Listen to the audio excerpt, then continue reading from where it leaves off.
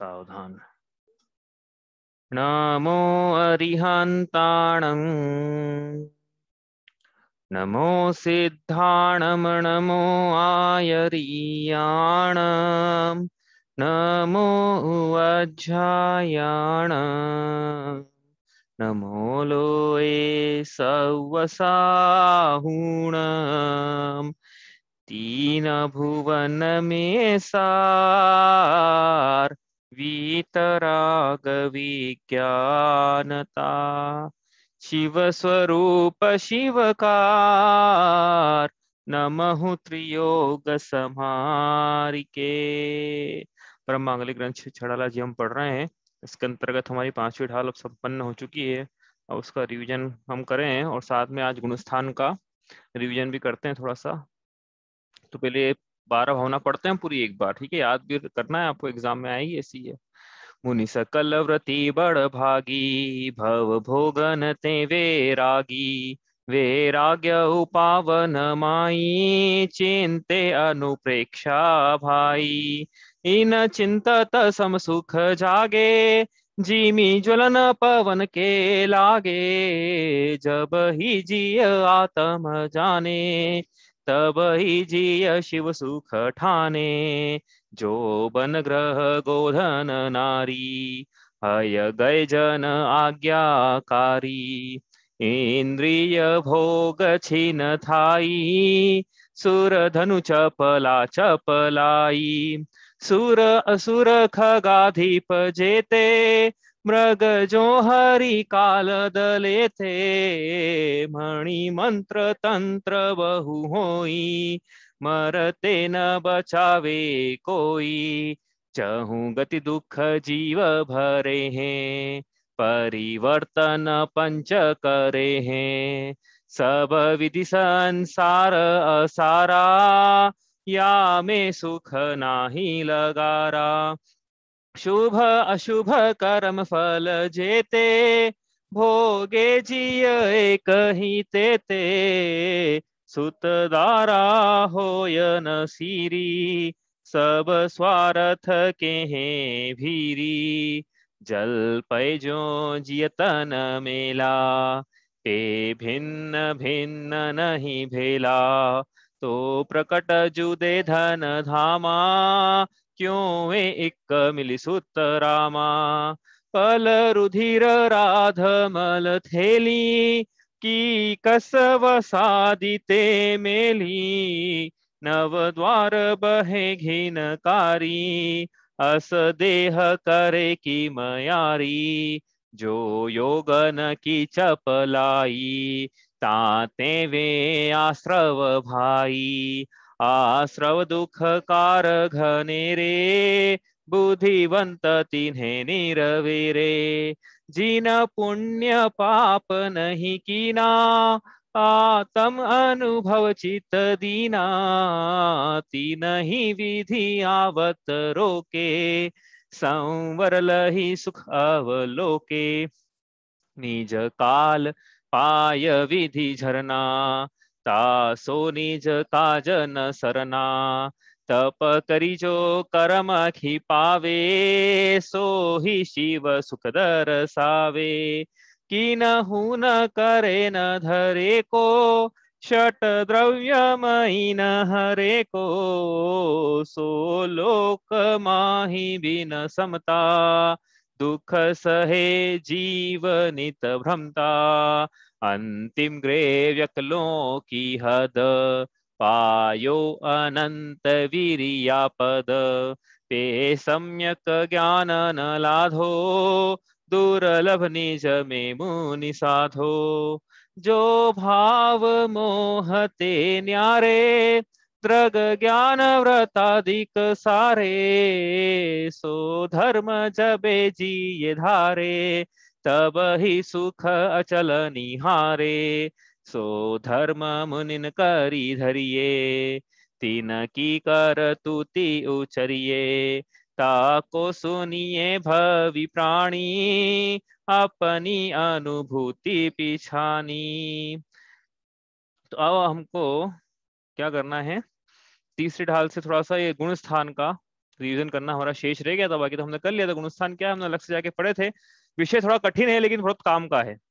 काम का इसलिए है कि कोई भी ग्रंथ आपको आगे के पढ़ना है, गोमटसार, जीवकांड जी, कर्मकांड जी, धवला, जय धवला, महाधवला और षटखंडागम, तो बिना गुणस्थान के समझ में नहीं आने वाले हैं, यार पक्की है, नहीं आने वाले बिना गुणस्थान। यदि गुणस्थान का मतलब बेसिक बेसिक ज्ञान नहीं है, इसलिए सबसे पहले ना जीवकांड जी में भी सबसे पहले गुणस्थान बतलाया उन्होंने, आचार्य नेमिचंद सिद्धांत देव ने, कि सबसे पहला गुणस्थान समझो। गुणस्थान के बिना विवेचना नहीं हो पाती है, द्रव्य नियोग, करना नियोग की तो बिल्कुल नहीं हो पाएगी, यहाँ तक कि चरना नियोग की भी थोड़े मोटी मोटी विवेक्षा देखे तो वो भी नहीं हो पाएगी। तो गुणस्थान इसलिए समझना बहुत जरूरी होते हैं। क्या होते हैं गुणस्थान, बताओ, परिभाषा याद है किसी गुणस्थान किसे कहते हैं? मोह और राग के निमित्त। मोह राग में अंतर, चलो ठीक है, कह सकते हैं मोह राग के, एक चीज छूट गई, लेकिन मोह राग नहीं बोला था लेकिन उस दिन।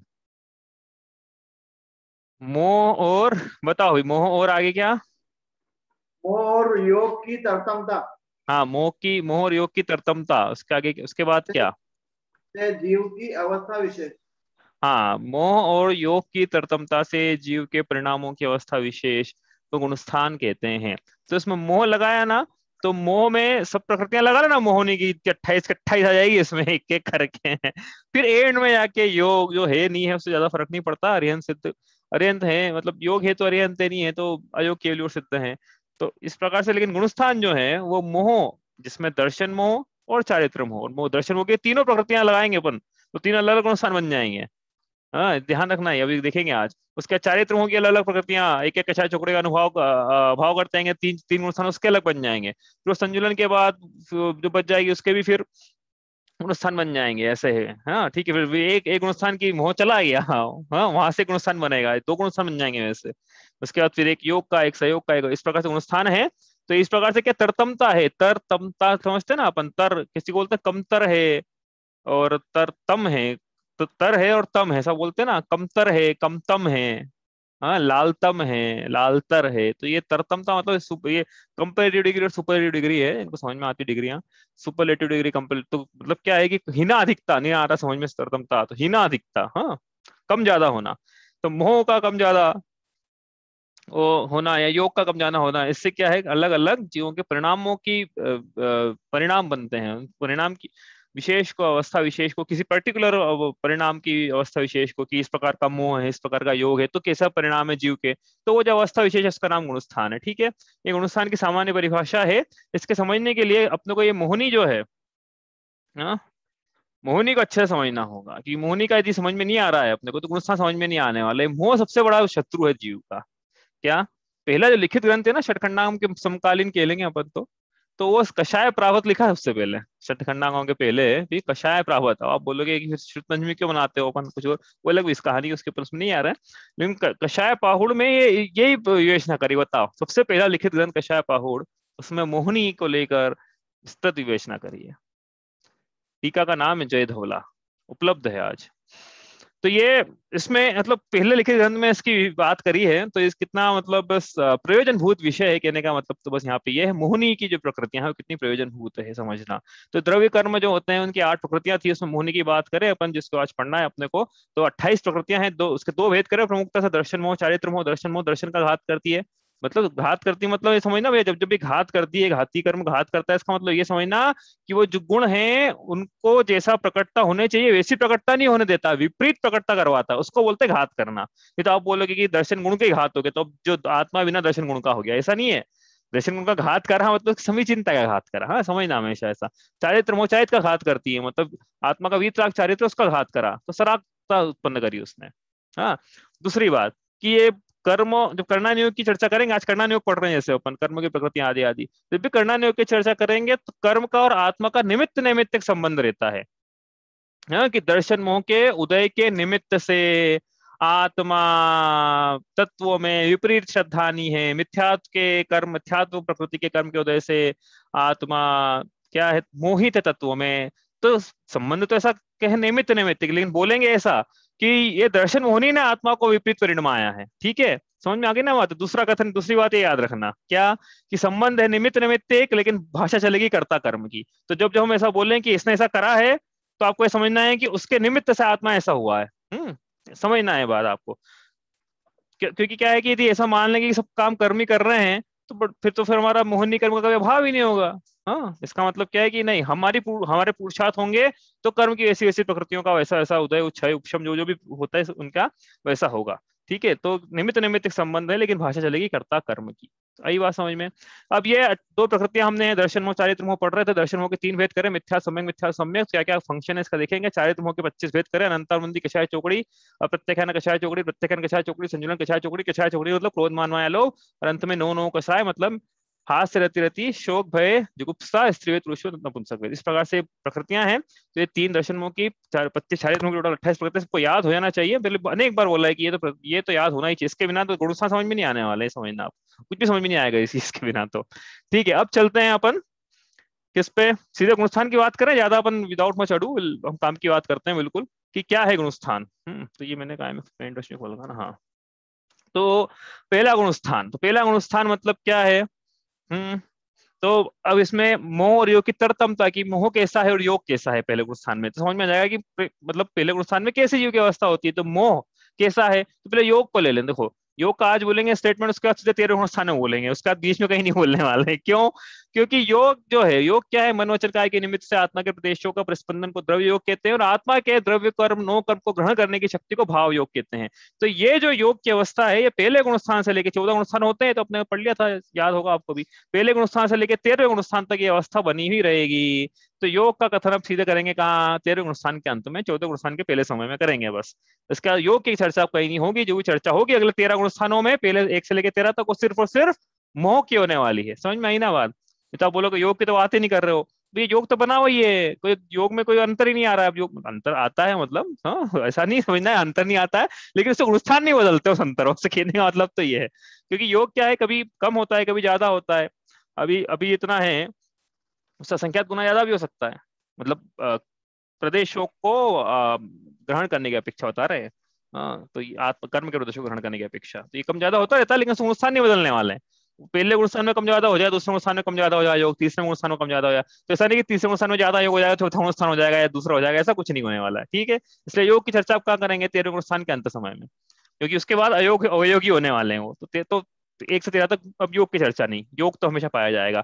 योग की तरतमता से अनुष्ठान नहीं बदलेंगे, लेकिन अब बात करेंगे मोह की। मोह की तरतमता से अनुष्ठान बदलने वाले हैं।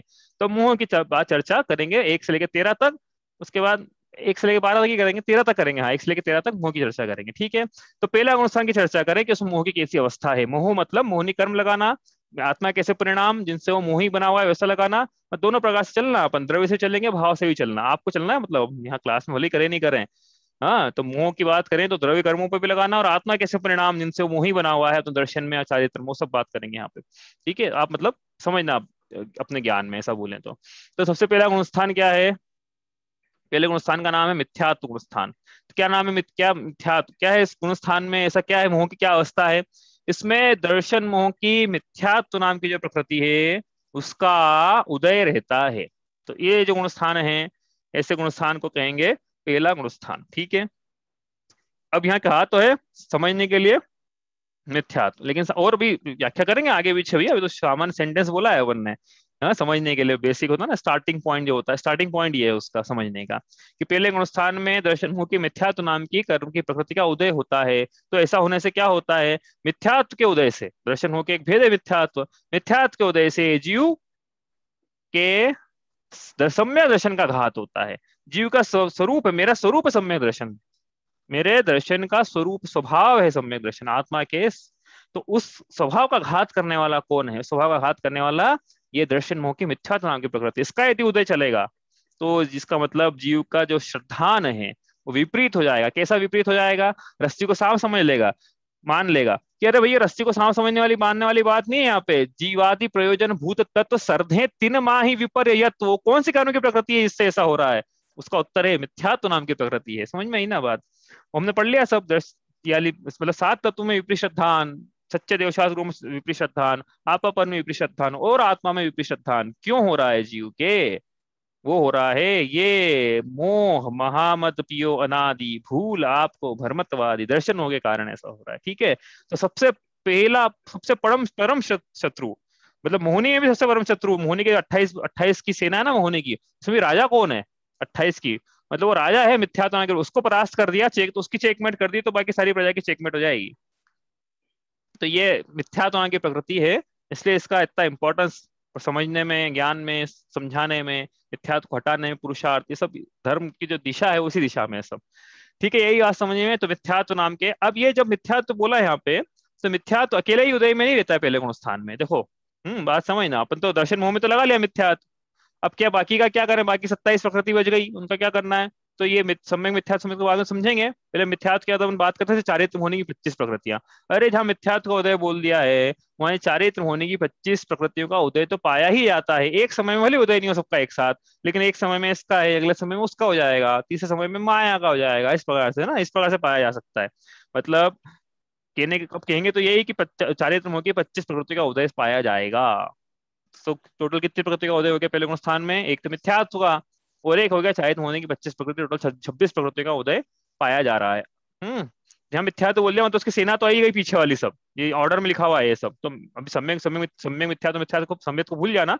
मिथ्यात्व का उदय है, साथ में अनंतानुबंधी, अप्रत्याख्यान, प्रत्याख्यान और संजना, नौ कषाय का भी उदय है। अब लेकिन समझना क्या है कि उदय तो सबका है कर्म की, लेकिन ये पहला जो गुणस्थान बना हुआ है ना, वो किस लिए बना हुआ है कि मिथ्यात्व का उदय, साथ में अनंतानुबंधी के चौकड़ी का उदय है। हाँ, तो बाकी सबका उदय कि वो तो देखते हैं उसका क्या है, लेकिन ये पहला गुणस्थान है, उसमें प्रमुखता से यदि बोलेंगे हम, प्रमुखता, क्योंकि यदि इनका अनुदय हो जाएगा तो गुणस्थान बदल जाएगा। इसलिए मिथ्यात्व का पहले गुणस्थान है मिथ्यात्व का, और अनंतानुबंधी के चौकड़ी का उदय पाया जाता है, इन 5 प्रकृतियों का उदय होता है। बाकी का भी उदय तो होता है बाकी का, लेकिन उसका अनुदय हो जाएगा तो क्या होगा उन बाद में देखेंगे। लेकिन हाँ, इन दोनों का, इनमें से यदि एकादि का भी अनुदय हो गया तो गुणस्थान बदल जाएगा, पहला नहीं रहेगा फिर, ये बात तो पक्की है। तो इसलिए क्या बोलने में यही आएगा कि 5 प्रकृति का उदय रहता है। अब ये कहाँ चलेगा, दो सम्यक सम्यक मिथ्यात्व, सम्यक मिथ्यात्व सम्यक चलेगा ना, 2 प्रकृतियों लिखी है यहाँ पे, देखो सामने दिख रहा होगा ना आपको, नहीं दिखे तो बताना भैया, स्क्रीन शेयर करी मैंने। ये 2 प्रकृतियां बच गई, इनका क्या करें, इनका तो नाम ही नहीं लिया। तो ये प्रकृति यदि कोई अनादिकालीन मिथ्या दृष्टि जीव है, मोह महामत पियो अनादि, अनादिकाल से जीव क्या है, मोह की मदिरा पीकर स्वयं को भुला हुआ है। तो ऐसा कोई जीव है जिसने अनादिकाल से मोह की मदिरा पी रखी और एक बार भी उसको सम्यक दर्शन नहीं हुआ है, तो इसका मतलब अनादि मिथ्या दृष्टि है। अब अनादि मिथ्या दृष्टि के सम्यक मिथ्या तो सम्यक नाम की प्रकृतियां नहीं पाई जाती है। तो यहाँ पे हम बात करेंगे अनादि मिथ्या दृष्टि जीव की सबसे पहले। तो अनादि मिथ्या दृष्टि की वो तो प्रकृति ही नहीं है, तो उनकी बात क्यों करो, सत्य ही नहीं है उसकी, सत्य ही नहीं तो उदय, अनुदय, उदय क्या और अनुदय क्या? इसलिए अनादि मिथ्या दृष्टि के इन 5 प्रकृतियों का उदय रहता है पहले गुणस्थान में। कौन सी 5 प्रकृति है? मिथ्यात्व और अनंतानुबंधी कषाय चौकड़ी। मिथ्या दर्शन मोह की प्रकृति है, और अनंतानुबंधी यद्यपि चारित्र मोह की प्रकृति है, लेकिन ये दर्शन में को भी घात करती है। अनंतानुबंधी बड़ी अलग टाइप की, जिद्दी टाइप की, बड़ी मतलब समझ लो, इसको बोलते हैं ना, इसको पसंद नहीं किया जा सकता है, वैसी प्रकृति है। जिद्दी के वो भी देखेंगे अपन आज समय मिला तो अनंतानुबंधी चारित्र का तो घात करती करती है, साथ में बोले मैं तो सम्यक का भी घात, दर्शन का भी घात करूंगी मैं। यद्यपि वो चारित्र मोह की प्रकृति है, लेकिन दर्शन का भी घात करती है। इसलिए जब बोलेंगे एक पहला गुण स्थान क्यों है, तो हम 5 प्रकृति के कारण बोलेंगे, मिथ्यात्व और अनंतानुबंधी कषाय चौकड़ी, सबका उदय, 5 का उदय है। और बाकी का तो उदय है ही है, उनका लगा ही लेना, इन 2 का नहीं है, लेकिन सम्यक सम्यक मिथ्या, क्योंकि अनादिकालीन मिथ्या दृष्टि है ना, इसके तो प्रकृति नहीं पाई जाएगी। अब ऐसा हो सकता है कि जी सादी मिथ्या दृष्टि हो, तो सादी मिथ्या दृष्टि में क्या करेंगे वो अपन देखेंगे बाद में, सादी मिथ्या दृष्टि पहले बनाएंगे, उसको पहले पहले पहले सम्मेलन कराएं, फिर सादी मिथ्यादृष्टि बनाएंगे, फिर देखेंगे क्या होता है वहां पे। हाँ पहले तो, लेकिन अभी मिथ्यात्व की बात करते हैं, अभी पहले अनादि मिथ्यादृष्टि लेके चलते, सिंपलेस्ट पॉसिबल केस जो है अपना, है ना। ठीक है, इतना क्लियर है। तो अनादिकालीन मिथ्यादृष्टि के ये इतना सब उदय होता है। ठीक है, अब इसका अपन, ये पहले गुण की चर्चा हो गई वैसे यहाँ पे, लेकिन अब थोड़ा विशेष अपने को पढ़ना है। तो अपन ने देखो चार्ट बनाया था यहाँ पे। तो पहला गुणस्थान मतलब क्या, मिथ्या दृष्टि का गुणस्थान। पहले पहले गुणस्थान में यदि कोई जीव है, इसका मतलब मिथ्या दृष्टि है, अनादि हो या सादी हो। सादी मिथ्या दृष्टि भी पहले गुणस्थान में हो सकता है। और देखेंगे अभी अपन कैसे होगा वो, पहले कोई सम्मेलन हुआ छूट गया, बाद में मिथ्या दृष्टि हो गया तो वापस पहले में आ गया। हाँ ऐसा हो सकता है। तो पहले गुणस्थान मतलब मिथ्या दृष्टि का गुणस्थान, पहले गुणस्थान में यदि जीव है तो उसका भी संसार परिभ्रमण चल रहा है, अनादि मिथ्या दृष्टि का चल ही रहा है, शादी का भी जब तक है तब तक चलेगा। ठीक है, अब ये मिथ्यात्व में इसका उत्कृष्ट काल, कि कोई जीव यदि मिथ्या पहले स्थान में है तो कब तक बना हुआ रह सकता है। हम्म ये प्रश्न अपने टेबल अपने बनी थी, देखो टेबल दिख रही होगी आपको, अपने एग्जाम में पूछी थी टेबल। तो उत्कृष्ट काल पहले गुण स्थान का कब से कब तक रहेगा? तो देखो अब इसमें 2 प्रकार के जीव होते हैं, एक है भव्य और एक है अभव्य। अभव्य जीव किसे कहते हैं? अभव्य जीव वो जीव है जिनमें यद्यपि स्वभाव से सम्यक दर्शन, सम्यक ज्ञान, सम्यक चारित्र पाया जाता है, लेकिन उनको वो स्वभाव को प्रकट करने की योग्यता का अभाव होता है। ऐसा जीव अभव्य है। हाँ, और भव्य जीव क्या है कि उनमें वो योग्यता रहती है। योग्यता रहती है सम्यक मतलब जीव स्वभाव से, कोई भी जीव हो चाहे अभव्य क्यों नहीं हो, वो भी स्वभाव से तो सम्यक दर्शन, सम्यक ज्ञान, सम्यक चारित्र वाला स्वभाव से कहेंगे। हाँ, अब ये क्यों कहेंगे क्या नहीं कहेंगे, तो प्रसंग नहीं है कि स्वभाव से क्यों कह रहे हो जो अभावी है, तो बोल दो ना है ही नहीं, नहीं कह पाएंगे वो। मतलब उसकी चर्चा नहीं करना है अपने को। तो स्वभाव से जीव, कोई भी जीव भव्य हो अभव्य हो, स्वभाव से सम्यक दर्शन, सम्यक ज्ञान, सम्यक चारित्र रूप स्वरूप है उसका। लेकिन अभव्य जीव है वो इसकी मतलब इन गुणों की समीचीनता को कोई प्रकट करने की शक्ति नहीं रह पाएगी उसमें, इस शक्ति का हमेशा उसको अभाव ही रहेगा, इसलिए वो कभी कभी प्रकट ही नहीं कर पाएगा, इसलिए वो अभव्य है। और भव्य जो है उसमें ये प्रकट करने की शक्ति होती है। शक्ति होती का मतलब ये नहीं कि प्रकट कर ही लेगा हो, ये मत समझ लेना। शक्ति होती है। अब कर ले तो मोक्ष जाएगा, नहीं करे तो भव, ऐसे भी भव्य जीवों को मोक्ष नहीं आएंगे। ऐसे भी भव्य जीव हैं संसार में जो कि कभी मोक्ष नहीं जाएंगे। बताओ आप कि सम्यक दर्शन ज्ञान चारित्र की प्रकट करने की यद्यपि सामर्थ्य है, लेकिन इससे कभी निमित्त ही नहीं मिलेंगे कि वो विधवा के समान है वो। मतलब अपने एग्जाम्पल लिया था, अपन आज नहीं करेंगे वैसे एग्जाम्पल, अपन तो ये गुणस्थान बढ़ना है अपने को आज। ठीक है, तो अब क्या है कि ये दो प्रकार के जीव, भव्य और अभव्य। तो यदि अभव्य जीव है तो पहले गुणस्थान में कब तक रहेगा अभव्य जीव? प्रश्न है क्या किसी का? एक सेकंड, हाँ पूछ लेना भैया प्रश्न हो तो। कोई अभव्य जीव है तो पहले गुण स्थान में कब तक रहेगा? अरे भैया अनादिकाल से पहले गुण स्थान में चल ही आ रहा है। अब अभव्य ही है यदि वो सम्यक दर्शन प्राप्त करने की, क्या बोल रहे हो आप? सम्यक दर्शन प्राप्त करने की योग्यता उसमें है, यद्यपि होने पर भी उसको से निमित्त नहीं मिलेंगे कि वो सम्यक दर्शन मतलब योग्यता ही नहीं एक्चुअली कहना अभव्य के लिए, तो हम कहेंगे योग्यता ही नहीं है उसकी। स्वभाव से ही सम्यक दृष्टि है, लेकिन ऐसी योग्यता नहीं है कि वो प्रकट कर पाए अपने शक्ति, ऐसी हो ही नहीं पाएगी उसकी कि वो प्रकट कर पाए, उसकी योग्यता नहीं है। ठीक है, तो इसका मतलब वो अनादिकाल से मिथ्या दृष्टि था, अनंत काल तक मिथ्या दृष्टि रहेगा। ठीक है, तो पहला गुणस्थान अभव्य जीवों के अनादि अनंत उत्कृष्ट काल। और ये सादी मिथ्या और अनादि मिथ्या दृष्टि का तो हो गया। अनादि अनंत। या फिर और लिखा है कि सादी संत। सादी संत मतलब क्या? अनादि संत, पहले अनादि संत कर लेते हैं। अनादि संत मतलब क्या कि कोई जीव अनादिकाल से मिथ्या दृष्टि है और उसका समय विषय प्रकट हो गया, पहले गुण सांसद चेंज हो गया होगा उसका, लेकिन अनादि संत मतलब अनादिकाल से था, इतने काल तक रहा, मतलब अनंत काल तक मिथ्या दृष्टि रहा पहले गुण स्थान में। फिर अब वो मान लो अभी हमको सम्यक दर्शन हो जाए, मेरी मिथ्या दर्शन अभी अभी तक नहीं होगा अभी जीवन में सम्यक दर्शन, आज अभी इस क्षण हो जाए, तो हम अभी से चौथे गुण स्थान में प्रवेश हो जाए हमारा मामला मान लो, तो पहले गुण स्थान में रहने का काल कितना हुआ हमारा कि अनादिकाल से थे, लेकिन अब उस अनादिकाल का अंत आ गया तो अनादि शांत। ठीक है, मतलब अनंत काल हो गया, लेकिन फिर ये भी।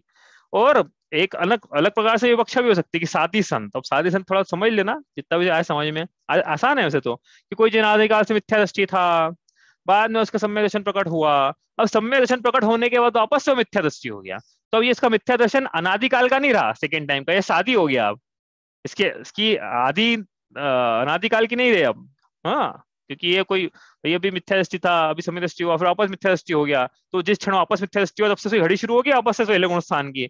तो वो पहले गुण स्थान की सेकंड टाइम के मतलब मिथ्या दर्शन के पहले मतलब पहले गुण स्थान की जो सेकंड टाइम घड़ी लगाई थी हमने, वो अनादिकाल की नहीं, शादी है। हाँ, और कब फिर इसका अंत भी होगा पक्का है, ये तो ये शादी अनंत नहीं हो सकता है। एक बार सम्यक दर्शन प्राप्त कर लिया उसके बाद ये वापस पुनः सम्यक दर्शन को प्राप्त करेगा ही करेगा, बीच में मिथ्या दर्शन को प्राप्त करने के बाद। तो ये पहले सम्यक मिथ्या दृष्टि था, फिर सम्यक दर्शन को प्राप्त किया, फिर मिथ्या दर्शन को प्राप्त किया, अब घड़ी लगाई हमने, अब ये कभी न कभी सम्यक दर्शन को प्राप्त करेगा, इसलिए इसका पहले पहले स्थान में रहने का काल सेकंड टाइम का सादी संत हुआ। ठीक है, इस प्रकार से उत्कृष्ट काल समझ में आया होगा आपको, नहीं आया तो आप पूछ लेना। जघन्य काल, कोई जीव कम से कम मिथ्यात्व नाम गुण स्थान में रहे तो कब तक रहेगा कम से कम?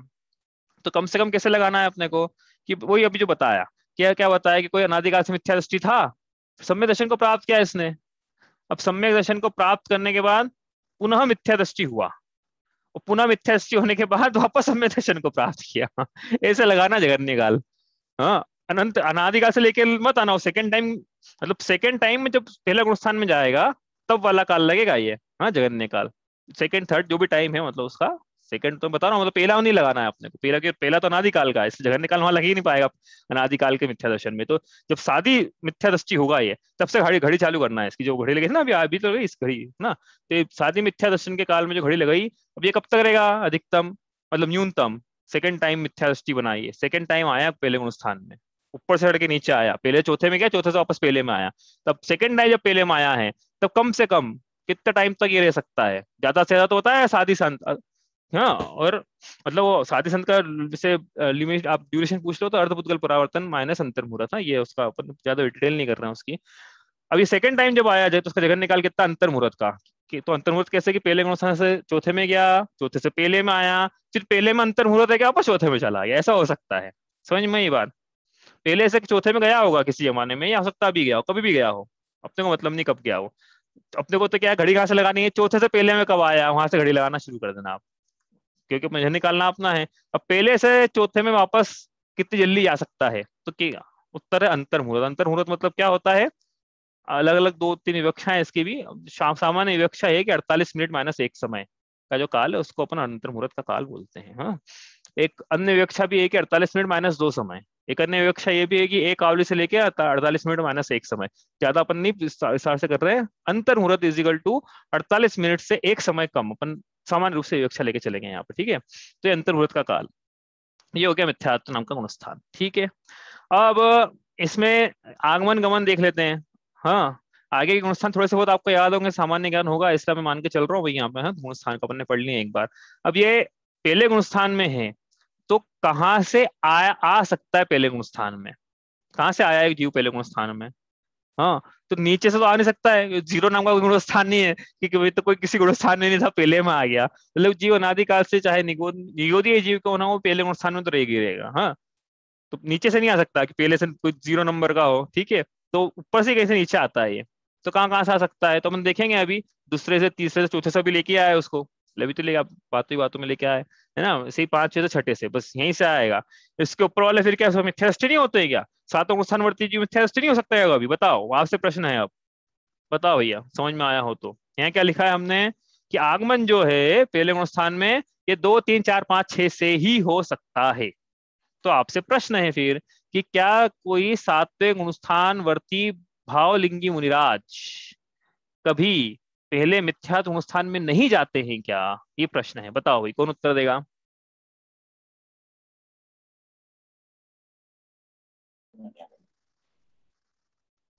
सातवें से तो पहले छठे में आएगा ना। हाँ, यही सुनना था बस, कि भैया सातवें से जाते तो है पहले में, लेकिन डायरेक्ट नहीं जा सकते हैं, और यहाँ जो लिखा है ना डायरेक्ट का लिखा है आगमन, है ना, ये समझना। सातवें से क्या 11 गुण स्थान से पहले में जा सकते हैं, लेकिन टप्पे खाते हुए जाना पड़ेगा बीच में, सीधे नहीं जा सकते, बस यही समझना था अपने को। तो इसलिए डायरेक्ट आने का लिखा है आगमन, और डायरेक्ट जाने का गमन लिखा हुआ है, तो पहले से अब आगमन हो गया ना, पहले से कहाँ जा सकते हैं, तो कहाँ जा सकते हैं डायरेक्ट। अगर पहले पहले गुण स्थान से सीधे सिद्ध परमेष्ठी बन सकते हैं, लेकिन सीधे नहीं बनेंगे बस। हाँ, तो बात डायरेक्ट की है कि पहले से कहाँ जा सकते हैं, तो पहले से तीसरे में जा सकते हैं, एट द रेट ऑफ लगा हुआ है सामने, मतलब कुछ विशेष है हर कोई नहीं जा पाएगा कहने का मतलब ये। पहले से चौथे में जा सकते हैं, पहले से पांचवें में, और पहले से सातवें में जा सकते हैं, तो छठे में नहीं आ सकते पहले से, बताओ आप। डायरेक्ट लिखा है यहाँ पे, डायरेक्ट। हाँ, तो देखेंगे अभी आगे के नुकसान पढ़ेंगे ना, तब ये टेबल अब रिपीट होने वाली नीचे नीचे, क्योंकि अभी जहाँ जो गमन है वो आगमन बन जाएगा, जो आगमन है वो गमन बन जाएगा, ऐसा देखेंगे अपन।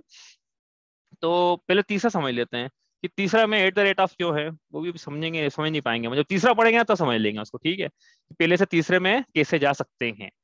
हाँ, समझ लो शॉर्ट में एक लाइन के लिए कि अनादि मिथ्यादृष्टि नहीं जाएगा, सादी मिथ्यादृष्टि जाएगा। कुछ लोगों को समझ में आ गया होगा, नहीं समझ में आया तो तीसरा अनुष्ठान पढ़ेंगे तो वो समझ लेंगे, ठीक है। आगमन गमन हो गया। अब ये पहले अनुष्ठान की विवेचना अपनी पूरी हो गई है करना नियोग के माध्यम से अपने को अब ये समझना है लेकिन कि यदि हमारा पहला गुणस्थान है, लाभ क्या है गुणस्थान पढ़ के, हमको मुक्ति के 14 सोपान है ना, तो हम कौन से सोपान पे खड़े हैं, और अगले सोपान में जाने के लिए हमें क्या पुरुषार्थ करना होंगे, समझ में आता है गुणस्थान पढ़ के। तो ये हम पहले गुणस्थान में यदि हैं, तो हमें चौथे गुणस्थान में प्रवेश करने के लिए अभी जो बताया देवशास्त्र गुरु सात तत्व में श्रद्धान, आपा पर का श्रद्धान, आत्मा का श्रद्धान, मतलब इसे श्रद्धान समीचीन करेंगे तो मिथ्यात्व का अनुदय, अनंतानुंदी का अनुदय होगा, तो ये जीव चौथे गुणस्थान में प्रवेश करेगा। तो फिर इसका जो काल है अब संसार का, वो घटकर रह जाएगा अनंत पुद्गल, अनंत परावर्तन से अर्ध पुद्गल परावर्तन मात्र, मतलब संसार परिवर्तन का शोर शीघ्र निकट आ जाएगा। तो इसलिए ये इंपॉर्टेंट है कि यदि हम पहले में हैं तो चौथे में जाएं, कुछ भी करें, ताते जिनवर कथित तत्व अभ्यास करीजिए, कोटि उपाय बनाए भव्यता को और लानो, करोड़ों उपाय बनाए, लेकिन पहले से चौथे में तो ही नर बहुत सफल है, ऐसा कहा है दौलत राम जी ने। दोल समझ सुन चेत सयाने, काल वृथा मत खोवे, यह नर भव फिर मिलन कठिन है, जो जो पहले से चौथा गुण स्थान ना होवे। समझ में आई ना, जो सम्यक तो नहीं होवे। आगे पढ़ते चलो यहाँ से, तो पहले गुण स्थान की आपको समझ में आया होगा। अब बात करते हैं, थोड़ा समय तो अपने पास नहीं है, शुरू कर देते हैं आज, हो नहीं पाएगा पूरा, लंबा प्रोसेस है। अब क्या अनादिकाल से नहीं हुआ ना भैया, तो लंबा हो गया इसका मतलब। अनादिकाल से क्या नहीं हुआ कि पहले से चौथे गुण स्थान में प्रवेश नहीं हुआ है, मतलब प्रोसेस थोड़ा लंबा, मतलब ऐसा कुछ विशेष है उस प्रोसेस में, तो प्रोसेस शुरू कर रहे हैं अब कि कैसे होगा। तो अभी बताया वैसे कैसे होगा वैसे तो, लेकिन अब करना जब वो होता है तो कर्मों में क्या क्या होता है वो समझना है अपने को। तो मतलब जो पहले से चौथे में जाएगा, अनादि मिथ्या दृष्टि पहली बार जब सम्यक दर्शन को प्राप्त करेगा, तो कर्मों में क्या उथल उथल मचने वाली है और परिणामों में उसके माध्यम से क्या उथल पुथल मचेगी वो समझना है। तो अपन पहले से चौथे गुण स्थान में प्रवेश करवा रहे हैं इस जीव का, क्या होना है पहले चौथे में, तो उसके लिए अपन को क्या है कि ये समझना पड़ेगा, थोड़ा सा बहुत कुछ समझना पड़ेगा। तो ये थोड़ा समझना ऐसा लगेगा थोड़ा मुश्किल है, बाकी ये समझ लिया तो आगे की चीज समझना थोड़ा सा आसान है। आज अपने पास जितना समय है उतना अपन शुरू करते हैं, फिर आप उसको अपन कंटिन्यू करेंगे, ठीक है। चलो इसको अब क्या है, जीव अनादि काल से पहले गुण स्थान में है, इसको अपन करवा रहे हैं प्रवेश चौथे गुण स्थान में, ठीक है। तो ये यहाँ पे अपन ने टाइम लाइन डाली है, टाइम लाइन समझते ना अपन, समय जा रहा है इस दिशा में, मतलब t=1 पे यहाँ जो भी होगा वो मार्क करेंगे उसको, एक्स एक्स वाई एक्सेस होती है ना, तो हमारे शास्त्र में से ऊपर से नीचे रहती है। लेकिन हमने क्या किताबों में, मतलब लौकिक शिक्षा हमारी ऐसी हुई कि हमने ओरिजेंटल पढ़ी हो उसको, तो ओरिजेंटल में ज्यादा कंफर्टेबल है। आपको वर्टिकल बनाने तो वर्टिकल बना लो आप, हाँ शास्त्रों में वर्टिकल मिलती है। तो t=0 पे, t=0 मत लिखो, चलो ये जीव अनादिकाल से यहाँ पर है, ठीक है। कहाँ पर, मतलब इस अनादिकाल से इसका चल रहा है कर्मों में कुछ कुछ, क्या क्या चल रहा है अपन यहाँ बनाते हैं। अनादिकाल से क्या चल रहा है कि अनादिकाल से इसके मिथ्यात्व का उदय है, अनंतानुवंती का उदय है। हाँ अनंतानुवंती कषाय चौकड़ी मिथ्यात्व, ऊपर नीचे बना रहे लाइन के, ऐसा कोई लाइन डली हुई नहीं है आत्मा में, हाँ समझने के लिए कर रहे हैं तो अपन कि ये कोई समय बीता, मिथ्यात्व का उदय आया, अनंतानुवंती का उदय आया, हाँ तो यहाँ पर वो उस समय जीव यहाँ पर है, ठीक है। अगला समय आया, अब तो अगला समय मिथ्यात्व का जो निषेध था, हाँ उसका उदय आया, यहाँ पे अनंतानुबंधी उसका उदय आया। अब मिथ्यात्व अनंतानुबंधी के उदय में जीव मिथ्या दृष्टि, पहले मुस्तान चल रहा है, मतलब उसका चौथे में लाना है ना उसको, तो पहले तो समझ लें अपन पहले में कर्म की क्या व्यवस्था थी, उसी प्रकार चल बनाते जाओ, ऐसा पूरा पूरा बना देना भैया, ये पूरा ऐसे लाइन डली हुई है, एक के बाद एक के बाद एक, जैसे कि ईएमआई की इंस्टॉलमेंट होती है वैसे कर्मों की इंस्टॉलमेंट, क्योंकि जीव ने बहुत कर्ज ले लिया है, ऐसे परिणाम करे ना तो बहुत कर्ज ले लिया उसने प्रकृति से, मिथ्यात्व रूप। तो सिर्फ लाइन डली हुई है, कहाँ तक डली हुई है, अधिकतम 70 कोड़ा कोड़ी सागर मिथ्यात्व की, अनंतावंती की शायद 40 कोड़ा कोड़ी सागर, देखना पड़ेगा हमको एक बार। इस प्रकार से लाइन डली हुई है इतनी लंबी, अधिकतम, हाँ हर किसी डली ऐसा नहीं है, मतलब क्या एक शेड्यूल बना हुआ है कि आज से 70 कोड़ा कोड़ी सागर तक कौन कौन से निषेध उदय में आएंगे, मिथ्यात्व नाम की दर्शन, मिथ्यात्व की प्रकृति के सर, उसका एमोर्टाइजेशन शेड्यूल बना हुआ है पूरा। इसी प्रकार अनंत आनंद का ही बना हुआ है, जहां तक के है मैक्सिमम, ये नहीं कह रहे 70 कोड़ा कोड़ी 40 कोड़ा कोड़ी, अधिकतम इतना हो सकता है, ठीक है। तो बन गया, अब जीव आ रहा है, उदय में आ रहा है नए, है ना, और जिस समय में उदय में आता है, जैसे अभी यहाँ था तो यहाँ कहीं पर उनसे उदय में आया, यहाँ कहीं आया, ऊपर वाला पर मिथ्यात्व ले रहे हैं, नीचे वाला अनंतानुबंधी ले रहे हैं, ठीक है, मिथ्यात्व और नीचे वाला अनंतानुबंधी, ठीक है। यहाँ आया जीव मिथ्या दृष्टि, अगले समय में अब जीव यहाँ पर है, मतलब जीव यहाँ पे नहीं, जीव तो जहाँ है वहाँ यही है, अगले समय में वो जो कर्म है उनका नंबर आ गया, जो लाइन में लगे हुए थे पीछे अमोर्टाइजेशन शेड्यूल में, जो शेड्यूल बनता है ना ईएमआई का, उसमें जो अगला जिनका नंबर था अगले समय में वो आ गए उदय में, अब वो उदय में आ गए जी, उनको उदय में वापस मिथ्या दृष्टि, मतलब हर प्रति समय कहने का मतलब शॉर्ट में ये है कि प्रति समय हर समय मिथ्यात्व का और अनंतानुबंधी के शायद चौकड़ी का कर्म का उदय आ रहा है, और हर समय इनके निमित्त से जीव के सम्यक दर्शन का घात हो रहा है, ये ऐसा अनादिकाल से होता आ रहा है। हाँ इतना समझ में आ गया। अब कोई कोई समय आया है, ऐसा क्या समय आया कि बुद्धि दुर्लभ भावना में जैसा पड़ा हमने वैसा समय आया। हाँ, वो सब अनुकूलताएं मिली जीव को, जो बुद्धि दुर्लभ भावना में पड़ी थी हमने, और उस समय आकर उसको क्या हुआ, सारी लब्धियों की प्राप्ति हुई, क्षयोक्षम लब्धि हुई, विशुद्धि लब्धि हुई, देशना लब्धि हुई, प्रायोग्य लब्धि, यहाँ तक तो ये पहुंच गया, अनंत बार पहुंचा यहाँ तक, इसको नया नहीं हुआ इसमें कुछ भी। अब लेकिन आज इसमें इसके साथ ऐसा होने वाला है जो आज तक नहीं हुआ, क्या होने वाला है, अब प्रायोग्य लब्धि के बाद एक करण लब्धि की प्राप्ति करेगा, कहने का मतलब परिणाम की शुद्धता को इतना आगे बढ़ाएगा कि इसको अब आत्मा का साक्षात स्व संवेदन रूप स्वानुभूति होने वाली है। क्या होने वाला है? पढ़ा तो बहुत था इसने में आत्माओं शब्दों से पढ़ा था, लेकिन शब्दों से जाना था। आज ये प्रत्यक्ष अपने ज्ञान से ही जान लेगा सीधे कि हाँ मैं आत्मा हूँ, ऐसा जानने वाला है बस। अब ये अभूत अपूर्व करण, ऐसे ऐसे परिणाम होने वाले हैं जो आज तक कभी नहीं हुए। ऐसे परिणाम इसके होने वाले हैं। तो ये सब मतलब वो जो बोधिसत्व में पढ़ा था ना, वो सब लेकर आना, कि निगोद से लेके यहाँ तक की सारी प्रोबेबिलिटी लगाना और प्रायोग की लब्धि तक उसको पहुंचा देना। ठीक है, परिणामों की शुद्धता तक पहुंचा देना। अब वो शुद्धता को आगे बढ़ाएगा प्रायोग लब्धि के बाद में। क्या करेगा वो? तीन करण परिणाम। अब मान लो यहाँ से करण लब्धि इसकी शुरू हुई, हाँ जो भी समझ लेना पिछले वाला। अब यहाँ से करण लब्धि शुरू हुई तो तीन करण परिणाम करवाने हैं इसको, यहाँ से लेके यहाँ तक तीन करण परिणाम करेंगे। आगे कुछ परमाणु रेन देते हैं हम। हाँ आप बोलोगे कि रेन रेनने कैसे दे रहे हो आप, तो समय दर्शन की प्राप्ति कराओगे, उनका उदय आएगा तो वो तो मिथ्या दृष्टि हो जाएगा ना। देखते हो उसका कैसे समझ रहे हैं, मैकेनिक्स समझ रहे हैं इसका क्या है। अब यहाँ पे तीन करण परिणाम करवाना है। तीन करण परिणाम करवाना है मतलब पहला क्या करना है, मतलब क्या परिणाम करण परिणाम कराना है, मतलब आत्मा की शुद्धता बढ़ानी है। विशुद्धि मतलब आत्मा को जब सम्यक दर्शन की प्राप्ति होती है तो उसे कैसी कैसी स्वसंवेदन रूप सहानुभूति रूप उस दिशा में आगे बढ़ता है, वो वैसे परिणाम यहाँ पे हो रहे हैं जीव के। ठीक है, तो तीन करण परिणाम यहाँ पे करवाना है। लिखे था अपने तीन करण परिणाम। हाँ क्या नाम थे तीन करण परिणाम? ये तीन इनका काल है भैया इतना। हाँ हाँ बोलो। अतः प्रवृत्तकरण, अपूर्व करण, हाँ और अनिवृत्तिकरण, तीन करण परिणाम। अब कर्मों में क्या होना है आपने को तो वो देखना है। हाँ अनिवृत्तिकरण, हाँ ठीक है।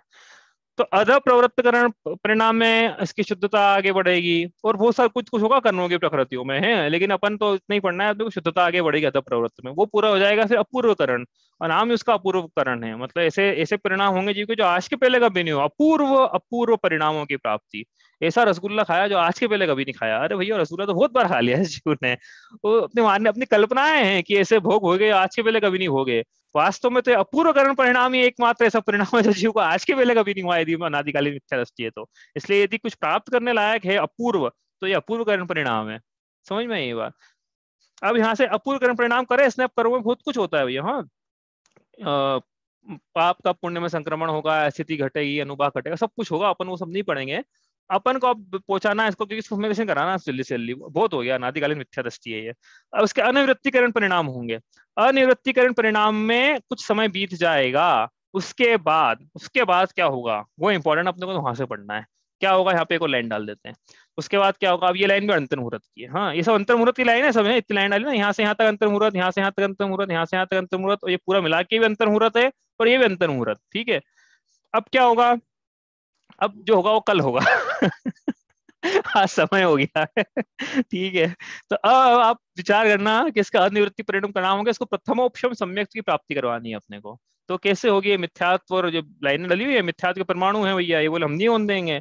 ये अनंत आनंद देंगे, बोले हम कैसे होने देंगे, आन दो यहाँ तक आत्मा, हमारा नंबर आन दो, हम नहीं होने देंगे।